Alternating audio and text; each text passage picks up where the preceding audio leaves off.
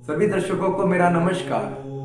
प्रायः हम लोग देखते हैं कि हम लोग गृहस्थ आश्रम में अनजाने में ऐसी गलतियां कर देते हैं जिनके कारण हम लोग को दुखी रहना पड़ता है, हम लोग निर्धन हो जाते हैं और पैसों की तंगी देखनी पड़ती है। तो ऐसे हमारे शास्त्रों में बहुत चीज़ें बताई गई हैं।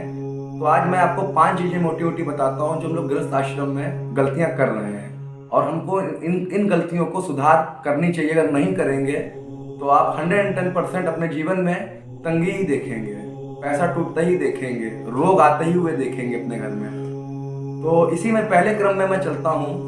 तो लोग आज के समय में नहाते हैं, जब स्नान करते हैं जाके अपने बाथरूम पे, तो प्रायः ये बात लोगों ने मुझसे डिस्कस की, तब मैं बात जाना, तो वो पूरे कपड़े अपने उतार के निर्वस्त्र होके वो स्नान करते हैं। ये गलत है। आपको अपने शरीर पे एक कपड़ा जरूर रखना चाहिए, क्योंकि इससे आपके जल देवता होते हैं वो रुष्ट नहीं होते हैं। तो इन सब चीज़ों से भी आपके घर में दरिद्रता आती है।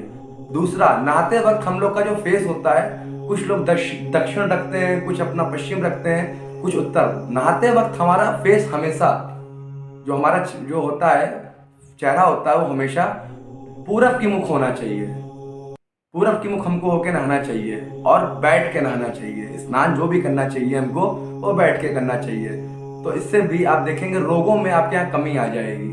जिनका आत्मविश्वास बहुत ढीला रहता है, बहुत कमजोर रहता है, उनमें भी कमी आएगी। तीसरा, हम लोग जब नहाते हैं तो नहाने के समय हम लोग सबसे पहले पानी डालते हैं, अपने सर से डालते हैं। ये शास्त्र में एकदम वर्जित है। और अब तो साइंस भी कहती है कि सर से पानी नहीं डाल के नहाना चाहिए, इससे स्ट्रोक आने का डर रहता है, हार्ट अटैक आने का समस्या बनी रहती है। और हमारे शास्त्रों में भी इसका वर्णन किया गया है। अगर आप अपने डायरेक्ट सर से आप पानी डालते हैं तो कहीं ना कहीं आपके आत्मविश्वास में कमी आएगी और आपको रोग होने की संभावनाएं बढ़ जाएंगी। तो आपको नहाना कैसे है? तो पहले आपको अपने नख से, मतलब नाखून से पानी डालना है। नाखून से फिर आपको धीरे धीरे पैरों पे, फिर घुटने पे, फिर जांघ से, फिर ऐसे करते करते तब आपको आखिरी में आके सर पे जब सर पे डालेंगे तो एक हाथ अपने ऊपर रख लेंगे, डायरेक्ट नहीं डालना है।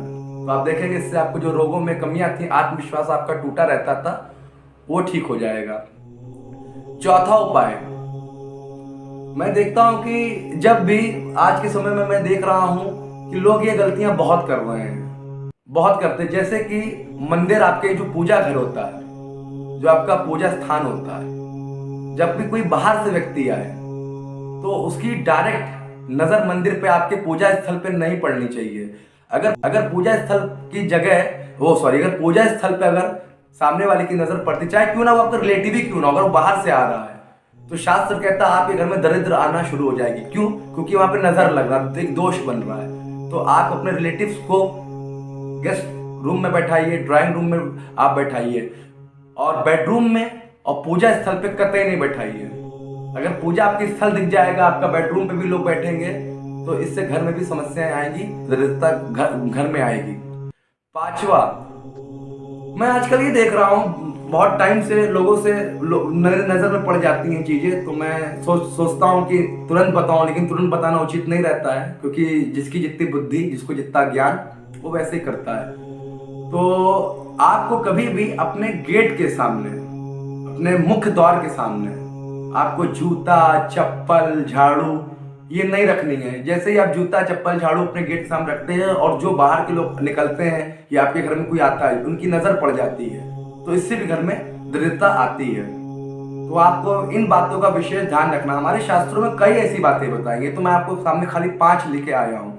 ऐसे तमाम चीजें हैं, जैसे नमक का दान करना शाम के वक्त वर्जित है। आगे हम लोग कंटिन्यू उसको करते रहेंगे। यदि आपको ये मेरा वीडियो पसंद है तो आप नीचे कमेंट डालिए, मैं इसको आगे बढ़ाता रहूंगा। ठीक है, चलिए।